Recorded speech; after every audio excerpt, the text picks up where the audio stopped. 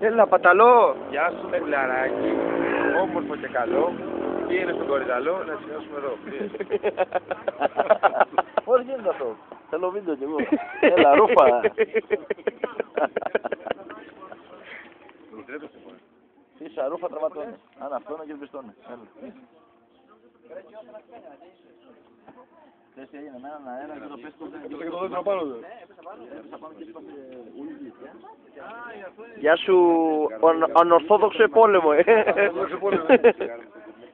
Το κάνει από εκεί και να το πιάσει και την ηλικία, ναι.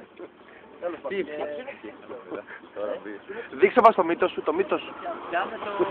Το μύτο. Έλα!